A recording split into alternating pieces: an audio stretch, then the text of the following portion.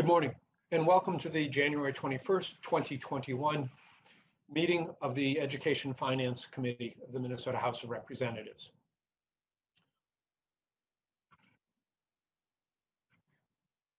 This meeting, remote hearings like this are held in accordance to House Rule 10.01. The rule has been posted online and is linked in our public meeting notice on the House website. All remote hearings will be recorded and live streamed by House Public Information. Members have the contents of their packets available to them, and for the public, these same meeting materials have been posted online. Members, if you're looking for all these items in one place, they are attached in the calendar event that you received from Ms. Burt earlier today. To get on the list to be recognized by the chair, members using the Zoom interface have the ability to raise their hand via the app.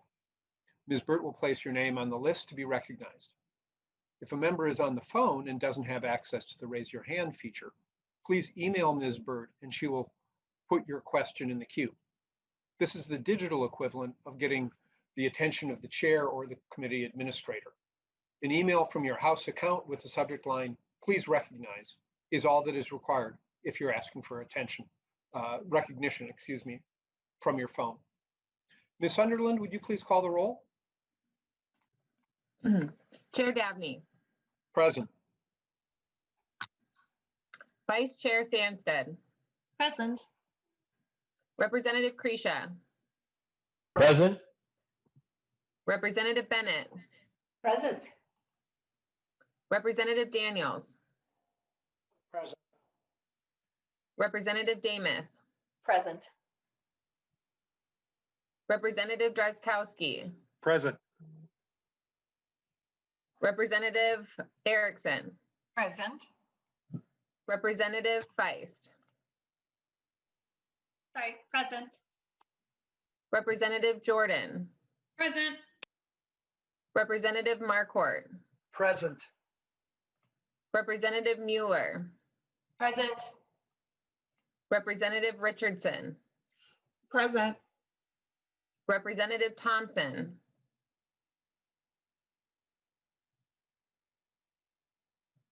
Excuse me, Representative Thompson. Present. Thompson, present. Perfect. Representative Wolgamott.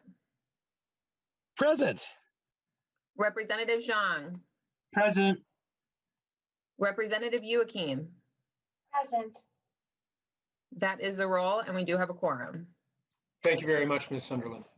Representative Sandstead, have you had a chance to review the minutes from yesterday, our January 20th, 2021 meeting? I have, Mr. Chair, and I will still move those minutes. Thank you very much. Are there any objections to moving the minutes from Wednesday, January 20th? Hearing none, all those in favor of approving the minutes from that date, please signify by saying aye. Aye. Aye. All opposed? Motion prevails. Thank you, Representative Sandstead.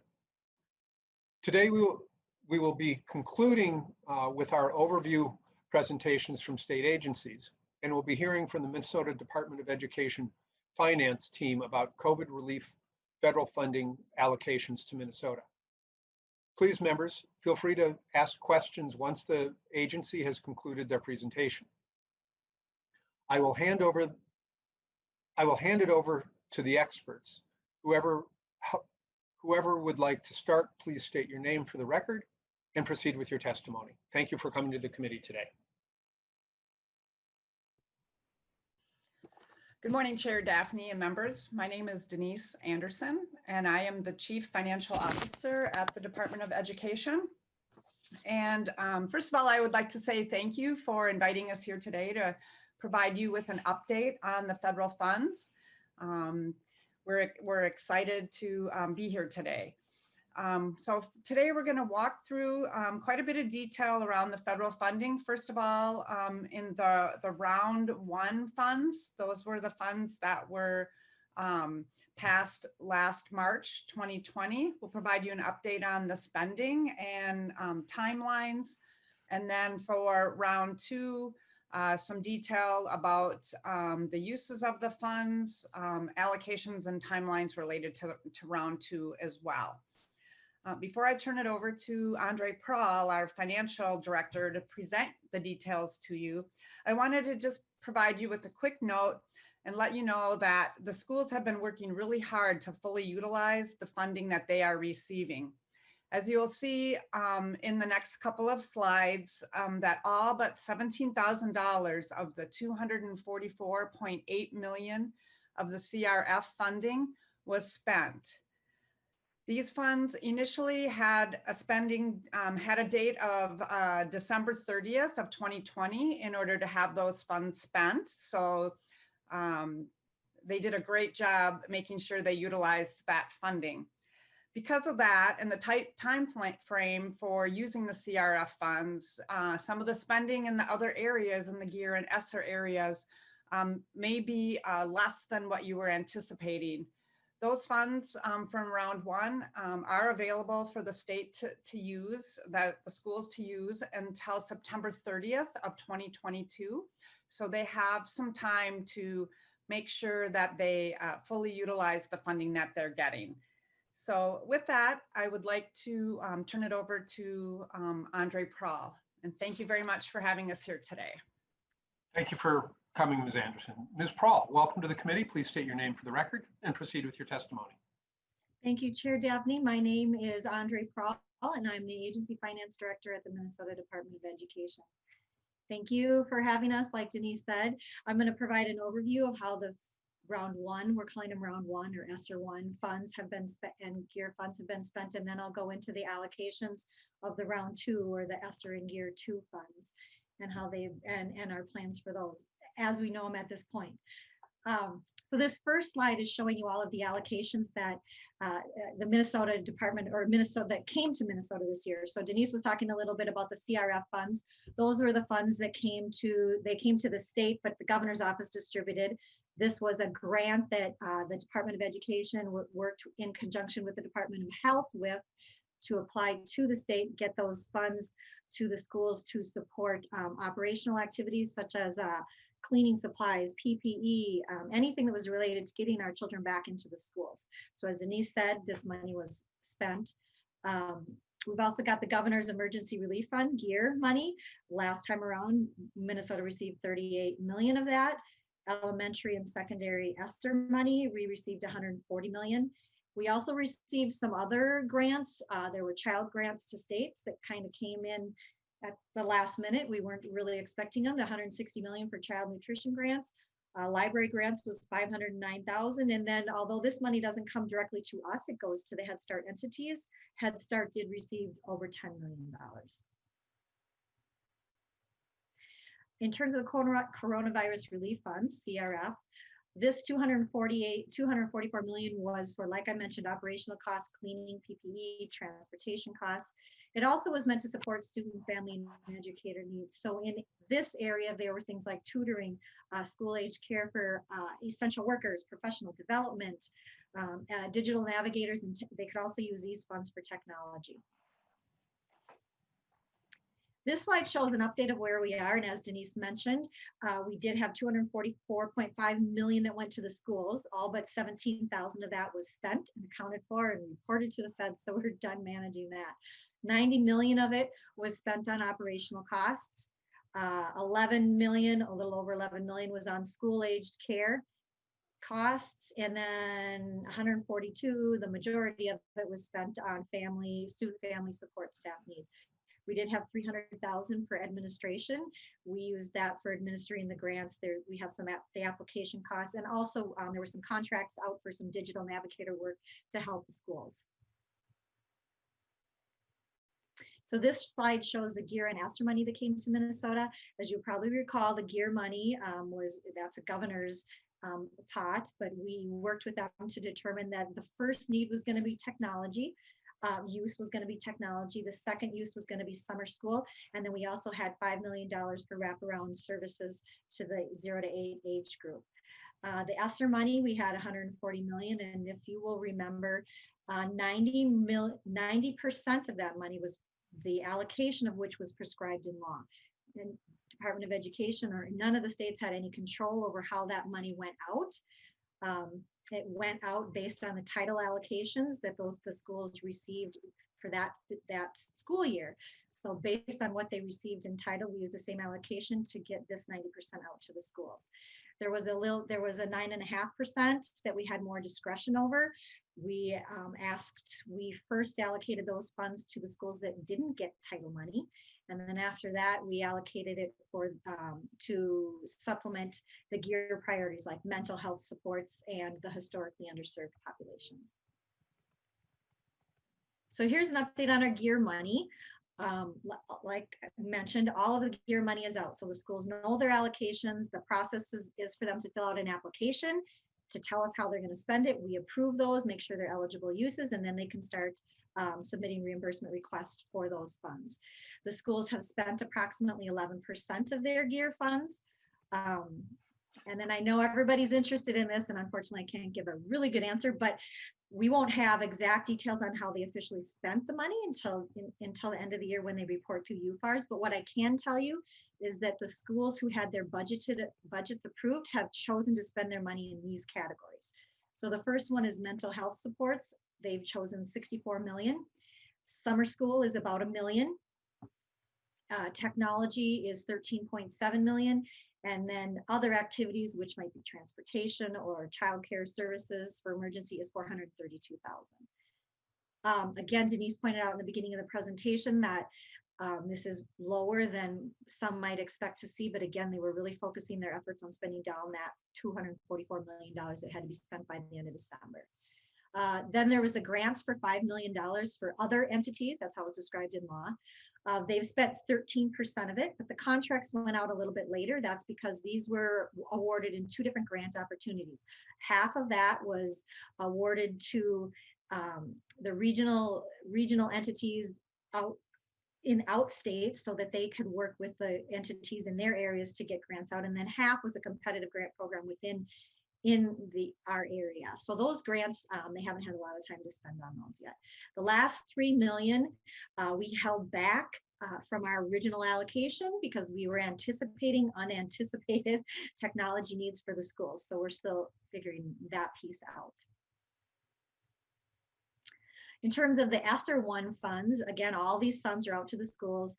The schools who have applied to spend their funds, meaning they've had their budgeted, submitted, and approved, of that 9.5%, 1.275 million is budgeted to be spent on mental health, 386 on summer programming, 1.12 on technology, and 2.76 on other activities. In the ESSER 90%, so again, this is the portion of the money that the Department of Education has no control over, either the allocation or the spending of it. The mental health was 4.1 million, summer school programming was 487 million, and technology was 22. And if I move this, sorry, you can't see the bottom number on there. I'm gonna open up another slide on my side. Well, It's 31.9. thank you, sorry about that. I can't figure out how to move the little pictures on the bottom. Yep.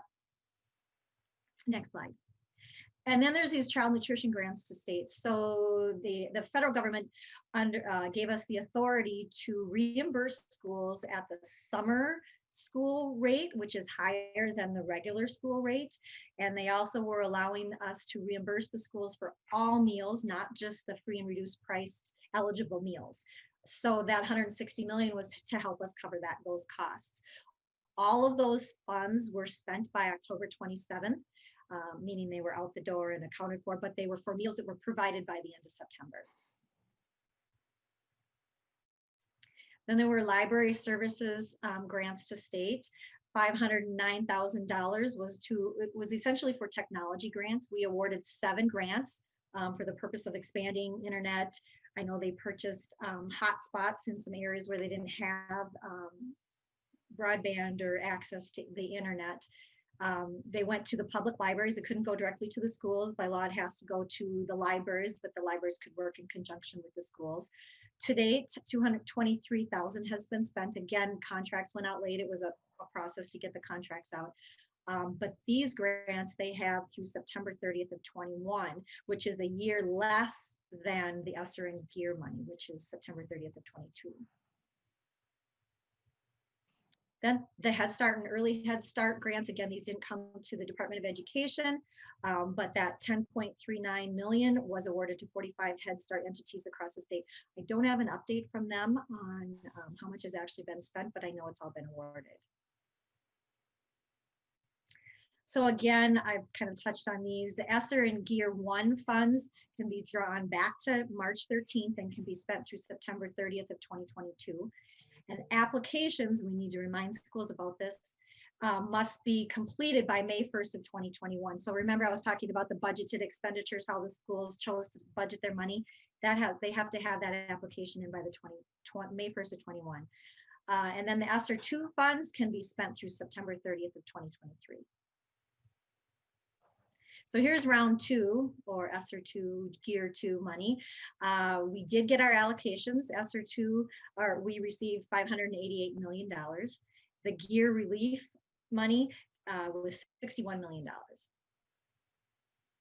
And this slide shows the allocations of use. So this time around, the government decided that of that Gear money, they wanted to allocate some to the non-public schools. So more than half, 41.69 million, is going to non-public schools. 19 million is for public schools. And then 209,000 is for the administration of those grants. Now, this is the Gear grant, so that 209,000 is for administration of the non-public school grants. And the eligible uses for these funds are the same as they were for Gear 1. It's emergency support to LEAs, institutes of higher education, and those other educational entities, related entities. So I thought I would give a few slides or present a few slides on non-public schools, roles and responsibilities, because this is a new function. It's a new piece in the bill. In the past, when these funds were out, the LEAs were responsible for or acquiring items or using the funds for the non-public schools, because the state can't give the non-public schools any money. So we have to sort of shepherd that process and make sure that they get what they need through that. So the LEAs already have that structure in place, and that's how they got the ESSER and Gear 1 money out. However, this time they're requiring that the SEAs do it. So MDE is trying to figure out how that's going to actually work. But our responsibility, according to law, is to provide those services or assistance to the non-public schools. And they say that rather than give money, because obviously we can't give them money directly. We have to provide an application to the schools within 30 days of receipt of that money. And then we have to review their application and either approve or deny it within 15 days. We also have to prioritize the funding that we give to the schools based on enrollment of low-income students and those who are most impacted by the emergency. The non-public schools' responsibility is to, once we make that application available, it's to submit that application to us in the time frame that's provided. They have to let us know their number or percent of low-income families that are enrolled in the 1920 school year. They have to describe what emergency services that they're requesting that we provide to them. And the last one is they have to basically guarantee that they're not going to apply for one of those PPE grants after December 27th. They can have either or, that or these funds. So here's the uses for the non-public schools. They're pretty much the same, worded slightly differently, but pretty much the same as the ESSER or as the Gear to the public schools. It's to sanitize, disinfect, and clean the schools. It's for PPE. It's improving the ventilation systems, training and professional development, physical barriers to facilitate social distancing, supplies and equipment for public health protocols, expanding capacity to respond to the coronavirus testing. So that could be nurses, that could be the little thermometers to take temperatures, educational technology in the digital environment, redeveloping instructional plans, leasing sites or spaces, again, for social distancing, reasonable transportation costs, again, to accommodate fewer students on a bus, initiating and maintaining educational and support services to assist remote learning.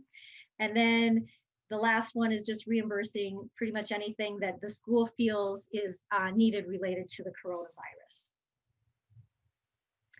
ESSER 2 allocations to the state, so 90% of the allocation is to go to the schools who receive title allocations in an allocation method that's prescribed in law. So they essentially tell us how to do it.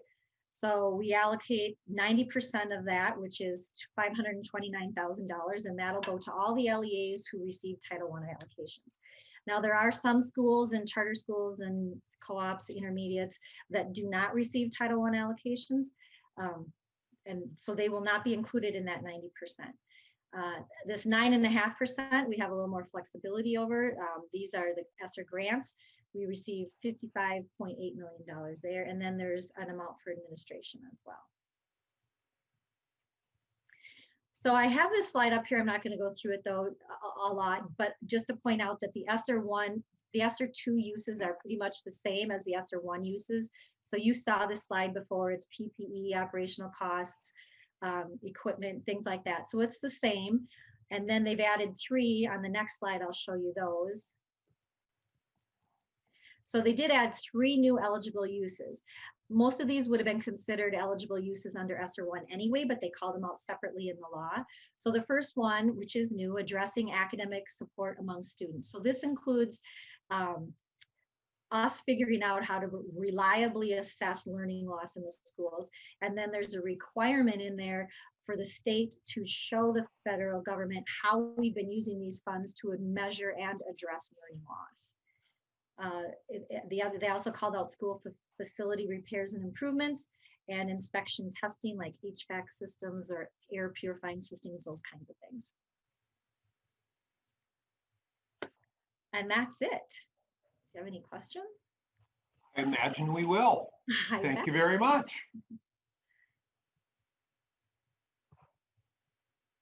Give me just a moment to switch between apps here. Representative Erickson, you have a question. Thank you, Mr. Chair, and thank you to both of the presenters. This is very informative. A lot of my questions have been answered because I was concerned about the reporting through the UFARs. I guess my question would be, you said that happens later, and I think you said that's because of budgeting, but I'm just wondering, do districts and charters sit on dollars that they could use, and maybe you can't answer that today, you could always email me that answer. But my most important question is in regard to that last slide that you showed for eligible uses under ESSA 2 about access to students' academic process, or progress, which is really, really important. I'm just wondering is there a deadline as to when we'll know those results so that districts and charters know how to proceed with learning recovery? Ms. Prawl. Chair Dabney, I don't have the answer to that question. We haven't looked into that yet. I don't know, Adosh or Denise, do you have any comments on that? Mr. Chair. Mr. Rooney, welcome to the committee. Please state your name for the record and proceed. Mr. Chair, committee members, my name is Adosh Rooney. I'm the Director of Government Relations at the Department of Education. Representative Erickson, just to echo Ms. Prawl's comments, that's information on the timeline. We'll be getting more direction from the federal government as we go on here and be able to round out how we translate it into state guidance for districts and charters. But as with all the updates from the federal government, we'll be sure to update the legislature when we hear a little bit more, and we'll put a particular bell on that piece to make sure that we get that to you when we know. Thank you, Mr. Rooney. Representative Erickson, further questions? Chair. Yes, this is for Mr. Rooney as well. So are the parameters that you're referring to coming under the Trump administration or now under the Biden administration as far as the Department of Education? Is there, were those parameters in place previously, or will these be new from, I think it's going to be Secretary Cardona? Ms. Prawl? The Biden administration has had 23 hours almost. Have they gotten information to you yet? No, that bill was put out under Chair Dabney. Yes, Right. that bill was put out under the Trump administration. Yes. We have received no guidance from the U.S. Department of Education that anything has changed yet. Thank you, What's- Mr. Chair. Certainly, Representative Feist. Thank you, Mr. Chair. I have a few questions related to the slide that broke down the funding received between public and non-public schools. And these might be somewhat basic questions because I'm new to this committee, but I figured that if I had them, the general public might also have them, so they were worth asking. So I can ask all three. They're kind of related, and they're all short. So the first question is, was the breakdown between the funding allocation between non-public and public schools the same across all states? Was that a percentage that was the same everywhere? My second question is, I'm curious what the percentage breakdown is in Minnesota in terms of how many public versus non-public schools we have. And lastly, I'm curious if we know what the relative financial health was of non-public versus public schools in terms of need as we addressed COVID in the most strategic way. And those are my questions. Thank you. Ms. Prahl? Thank you, Chair Dabney. I will attempt to answer these questions. So yes, the allocation to the non-public schools was written in law, and it was the same for every state. So they gave us our portion for the state of Minnesota, which was 41.697 million. So yep, that was prescribed. We didn't have control over it. In terms of the number of public schools, or non-public schools, we have about 450 non-public schools, which is more than I thought when we were looking through this.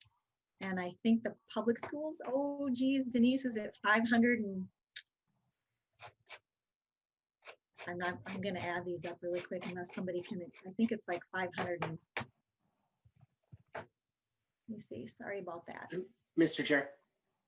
Mr. Rooney? Yep.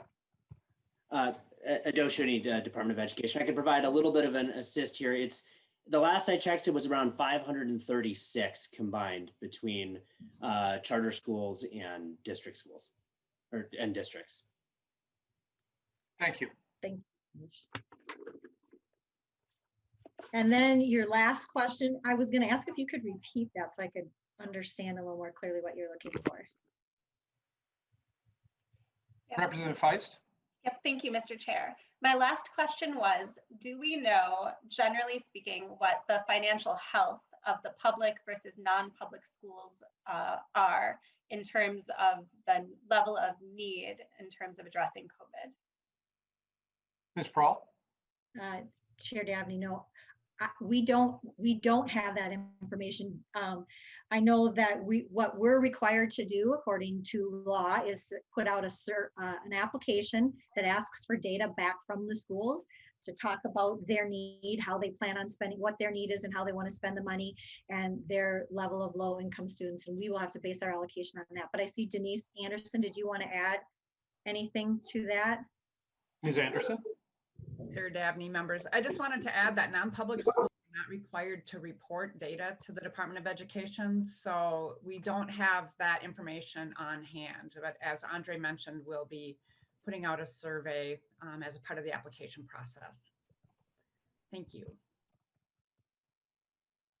Mr. Strom, I believe you've provided some runs that may speak to some of the questions that Ms. Feist, or Representative Feist has raised. Mr. Chair, Representative Feist, there will be some runs in the packet. I'm not sure if this is when you wanted to go to those or not. A couple other little bits of information that may be helpful to you. On the number of schools, often the relevant count we may more look at is the number of pupils served. About 7% of the state's pupils are served in a traditional non-public environment. About 70,000 of the state's school-age children attend traditional non-public schools. So even though the number of institutions, if you were to measure non-public schools and at the district and charter level are relatively the same, the student population is somewhat different. Mr. Chair, you may want to get into this at a different point in time, but there was, and the department may wish to speak to this, but on the issue of the allocation for the non-publics, there was a bit of a kerfuffle with the first round in terms of the language that Congress passed and the way the administration initially interpreted what Congress's intent was. There was some back and forth there and guidance given, and then a couple of lawsuits. And the result was a little bit of confusion under the initial allocation under the ESSER 1 fund. So I think that's the reason why you see a fairly large allocation in the second round of CARES funding, because of the confusion surrounding the language and the requirements for the distribution when it was part of the ESSER 1 money. Thank you for that.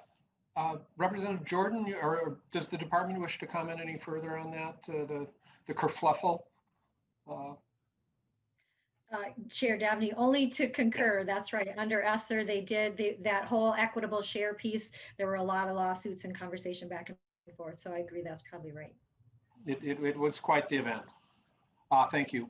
Representative Jordan, you have a question. Yeah, thank you, Mr. Chair. I think it might be useful for me to listen to Mr. Strom present his half of the hearing before I ask my question. All right, Mr. Strom, it looks like you're up. Mr. Chair, members, there's a series of printouts that may provide you some district by district information on each of the portions of money that MDE mentioned in their presentations today. I think we'll start with the CRF money from the first round.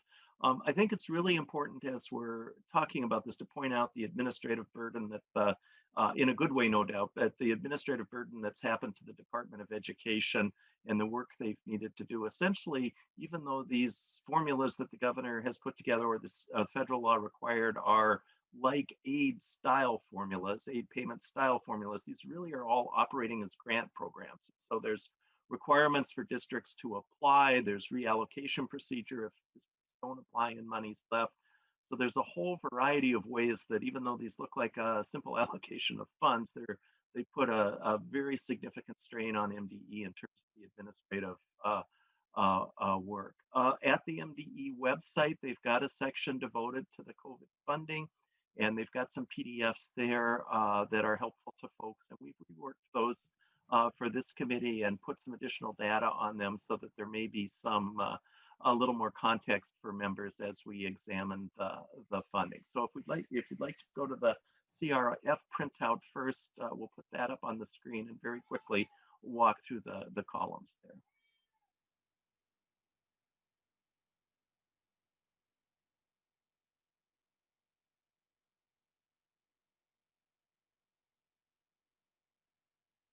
Mr. Chair, members, the printout in front of you shows the funding at the top.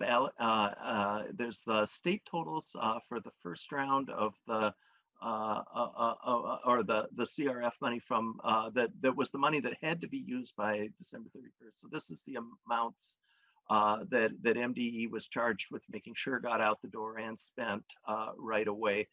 That first column there shows the pupil count. Even though these things aren't necessarily computed on this basis, it provides a sense of scale for us as we go up and down the list. And then each of our strata that you often see follow the state totals next. And then on this particular printout, the schools are just all listed in alphabetical order for you. As you work across the printout, you can see the total amount of funds, $146.7 million. And those were divided into each of a couple of areas there, or I'm sorry, the operating money was first. You can see the $146.7 million there. Then there was a section called the student support and family portion, which was $39.1 million. And then finally, the third category, which often goes by the acronym HUS. And so you can see the total there of $244.5 million. And then you can look up and down and see how the amounts of each of those categories is distributed on a per pupil basis. Again, not because that's how it was distributed, but just to give you a sense of size so that one could compare ANOCA, for example, and Ada Borup and have some sense of whether the numbers were meaningful. And then those last four columns on the right are the same things on those per pupil basis. So if we just follow across on the state average line there, you can see That $170 in the first category is the same for everyone. You can see the relative amounts in the second column are relatively the same. And then that third column varies from district to district based on those characteristics. And the average then is $283 per pupil in total in this funding. And you can look up and down the list at how that was distributed amongst the districts. As the staff from MDE pointed out to us, these funds essentially had to be spent right away, and the attention was paid on these by districts. As the department mentioned, for bookkeeping purposes, it's going to split between 2 years. Some of these amounts, I believe, were captured in the fiscal year 20 end of year, but most of them will be fiscal 21 expenditures. And so when they're processed through the state accounting system called UFARS, the books will close on June 30th for this school year, and it takes several months into the fall before the district has its audit signed off on, and then the data through the department will become available to us. So sometime, I would guess, late next fall, the spending associated with this funding will be available to legislators and others. So, Mr. Chair, members, maybe we should move on then to the spreadsheet titled CARES Act GEARS. It's got both of those. It's got both the ESSER 1 funds and the GEAR funds on it. Again, important to mention to members that that these act as grants, even though they look like state aid amounts. So there's a fair amount of processing that needs to go into those. The categories that were mentioned with the Department of Education printout, the governor's account called GEAR is that first category of $30.1 million, and you can see that allocation across the districts in the state. On this printout, the districts are sorted in numerical order, and of course, we're happy to share these as worksheets if anyone wants to resort or otherwise look at the data. Then the ESSER funds were divided into the two components, the 90% and the 9.5% grant components, and you can see how those amounts compare for districts, and then the middle column there, the 169.5 on the first round, the sum of these two, you can see how that total is distributed amongst the strata, amongst regions of the state. And then the last four columns show these amounts on an enrollee basis based on the fall 2019 number of students enrolled. Again, not how the money was calculated to be shared, but rather just a way for us to scale units at Aiken and Minneapolis, or whichever districts folks want to look at, that there's a metric of measurement between the two that helps compare. So members can go through those printouts. They can look at where they are with their funding and see how they compare to neighboring districts and see how that money is being allocated. Then there's a third category of funding, that's the ESSER $2. This is the recently released information. MDE has as quick as possible gotten these numbers out, and we've reorganized them just a little bit. This is estimated distribution, likely to be distributed the same way as the ESSER 1 funds. Quite a bit more money in total, $529 million for districts. Again, just to display this, the amounts are shown on an enrollee count from fiscal year 19, but you can see how the ESSER 2 money is expected to go out to the school districts and charter schools of the state, $529 million or $594 per student, essentially. So, Mr. Chair, that's the ESSER 2 funding. Again, these are sorted in numeric order, and members can look up and down the spreadsheet, and remember that the school districts tend to be clustered by county, and can compare these. And again, we can share spreadsheets if members prefer to sort them in a different order. And then finally, Mr. Chair, there were a series of charter schools and non-public schools who applied for the payroll protection program, which often goes by the acronym PPP. The way that data was released at the time the spreadsheet was put together was in ranges. It was only released by unit for those with more than $150,000 loan. These were released according, and the Small Business Administration, the SBA, released these by essentially the industry codes, and the code 611110 essentially is the one that covers most things we think about as schools. Charter schools, in addition to being eligible for the funding under the ESSER and GEARS money, were also eligible to apply because they're organized as nonprofits for funding under the PPP program. For those that had more than $150,000 loan, the loan amount was reported in bands, in ranges, essentially. And so these are sorted from most to least in those ranges. And you can see, for example, if we look at the first one listed, the Minnesota Transitions Charter School, which is the largest charter school in Minnesota. And you can see that their range for the loan was somewhere between $2 and $5 million. And so the spreadsheet shows what their amount would have been if it was the low end of the range or at the high end of the range. And then the last set of columns is the midpoint. Again, the way the data was reported, there's no way for us to know independently whether they got at the low, the high, or the somewhere in between in the range, but this gives a rough sense of where that is. The NAICS code allows charter schools to be looked at separately than other non-publics. So there's a column on the right that demarks charter schools, and this printout is sorted so that the charter schools show first, and then they're listed just in the relative range of that loan. And then as you go to the next page, the non-publics that applied are listed as well. And here, a student count from the reported students for the last school year was used. The jobs retained number that was a part of the application is put on the sheet if it was reported by the school. And then again, the ranges show up here. So this gives a sense of how the PPP loans worked.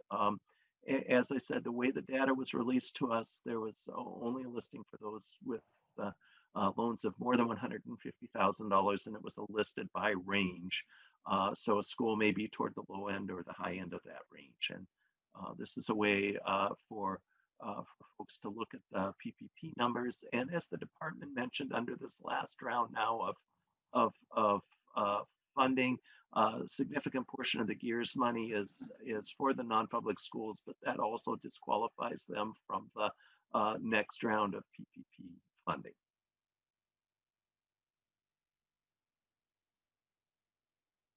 So, Mr. Chair, members, those were the printouts that are in your packet to complement the discussion that the Department of Education provided regarding the uses of the funds and those kinds of things. Thank you very much, Mr. Strom. Representative Jordan, back to you. Yes, thank you, Chair Dabney. And I think this is a question for Mr. Strom or maybe someone from the department. Do we have any data or have the charters, and I'm very curious about this PPP amounts. Has MBE asked charters and private schools how much money they asked for or received? That's definitely a question. Ms. Prawl, Ms. Anderson?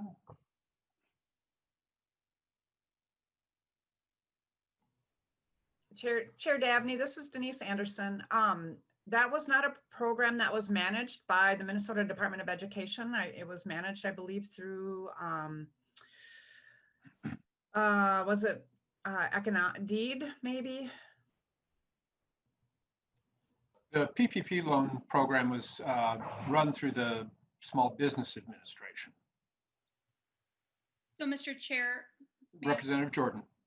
So MBE has no way of knowing how much money these charters or private schools receive from the federal government or what they spent it on. Presumably it was staffing costs, but we don't have any receipts for that for MBE to analyze. Mr. Chair? Mr. Strom. Mr. Chair, Representative Jordan, charter schools follow the same accounting laws as school districts in Minnesota. So these monies will be identified for the charter schools in Minnesota. Once they are doing their books, there will be one of the categories of the accounting system we refer to UFARs is the source of revenue, and those funds will be identified and will show up on their budgets. So the Department of Education will have a good sense once those are all processed through about how much each charter school got in revenue in that category of funding. On the non-public school side, depending on how the non-public school is organized, many are organized as nonprofits, separate nonprofits, and in those cases, their financial bookkeeping, which is not submitted to the state but is filed for other purposes, will show sources of revenue.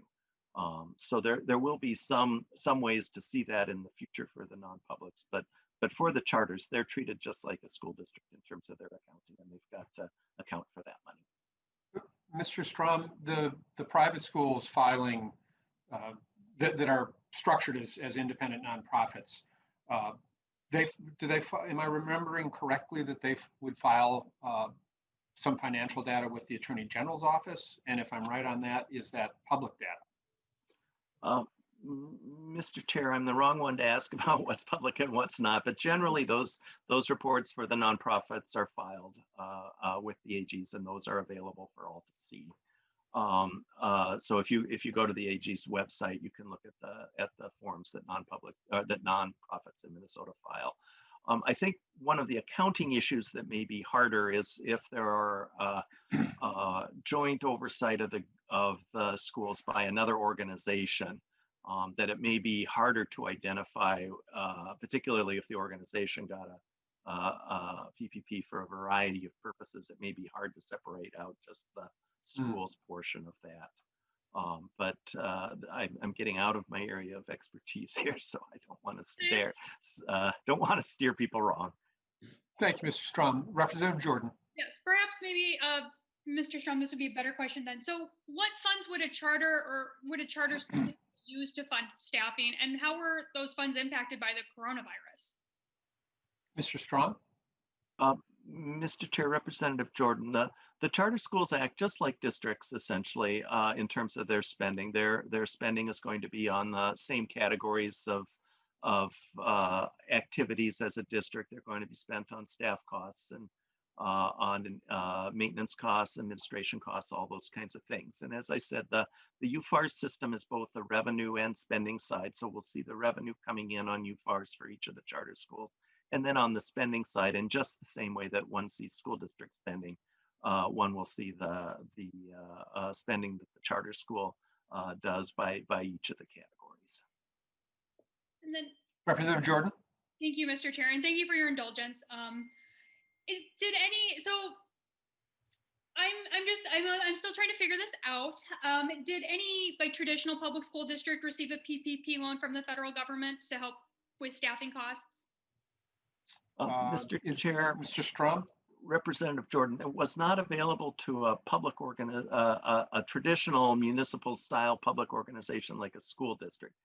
Minnesota's charter schools are somewhat unique. They're structured, they're required by law to be structured as non-publics, but the statute also states that they're a public institution, and they are essentially, for purposes of open meeting law and financial reporting and all sorts of other reportings, essentially a public thing.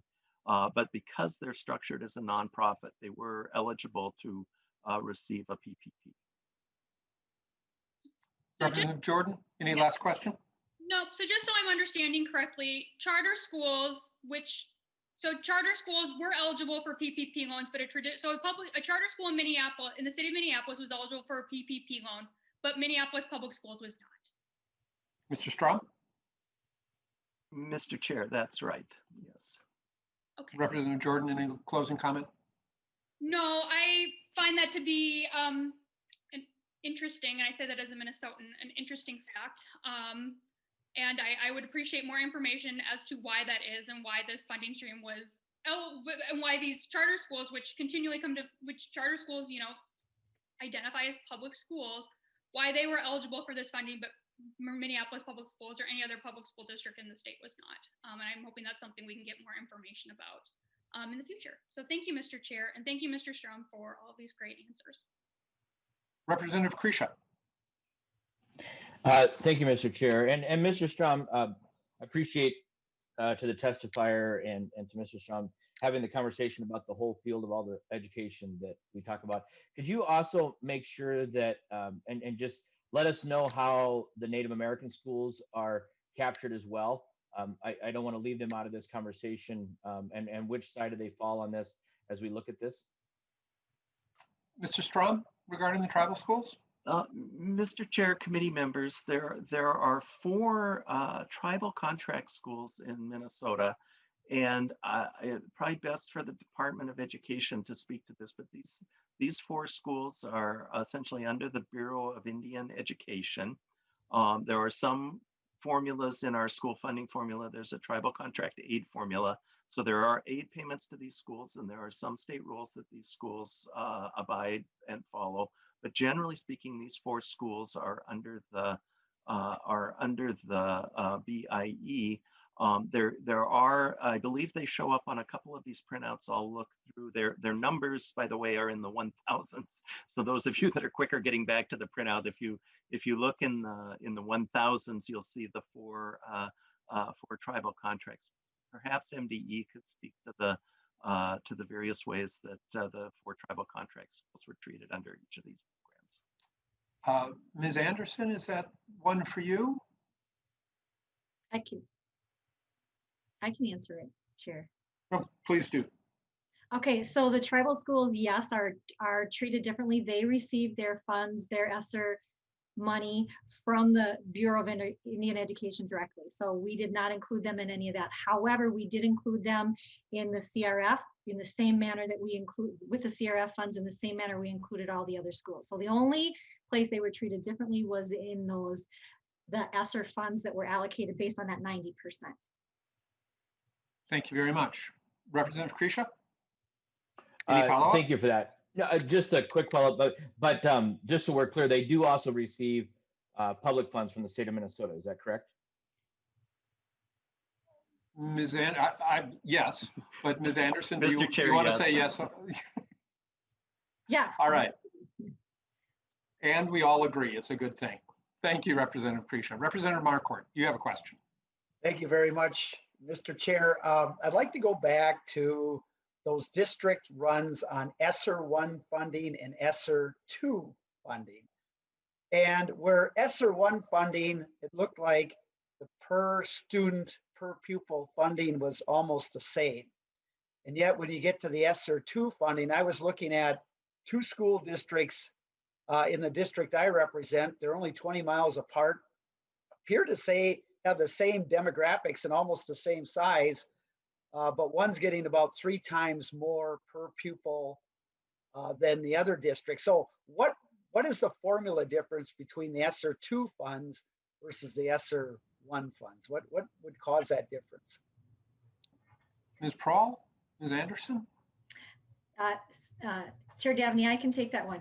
The allocation method is exactly the same. So what we did for our ESSER 2 allocation, and by the way, that's preliminary, and although it was presented to you in terms of per pupil amount, the allocation is different. So it was allocated to the schools based on their Title I allocation. So all we did when we took the ESSER 2 allocation, or we came up with that, is we took the new pot of money and applied the exact same criteria to the exact same schools to get those amounts. So I would tell you that it is exactly the same. And that, by the way, that is prescribed in law. MDE has no control over how those funds are allocated or how they're used. Representative Marquardt? Well, thank you for that. Thank you, Mr. Chair. So if I get asked, and I mean, it seems like I didn't quite understand how in ESSER 1, it looked like it was all 170 or whatever it was, and there's quite a change in this one, but it has to do with their Title I funding. I mean, I guess if that would be the key, so I could have something to say. Thank you very much. Thank you, Representative Marquardt. Either Ms. Anderson or Ms. Prawl or Mr. Strom, maybe a 2-minute overview of Title I, and just so that members have a little better grounding in what that means and why that might have been a priority for the federal government in the distribution of these funds? Kind of a define our terms moment? I can speak to that if you'd like. Please. Chair. All right. Thank you, Ms. So Prohl.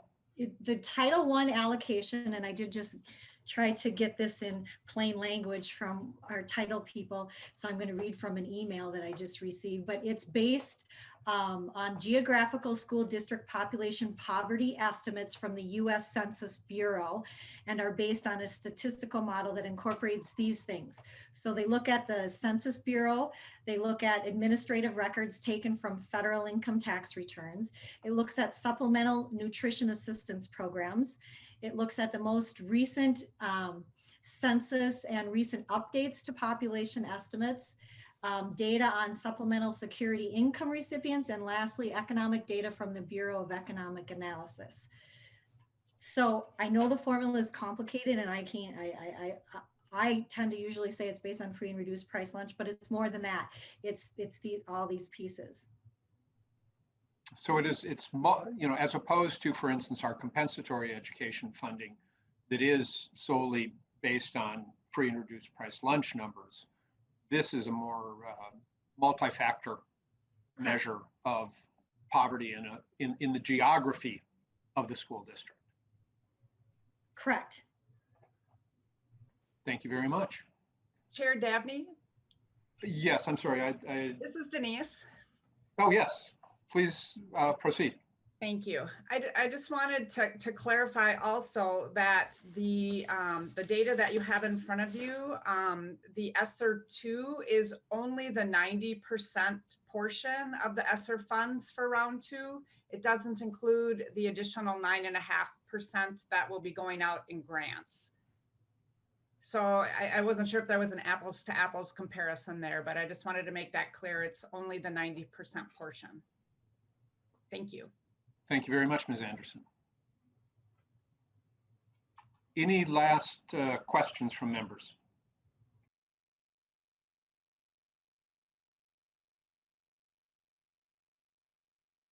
Seeing none, that puts us at the conclusion of today's meeting.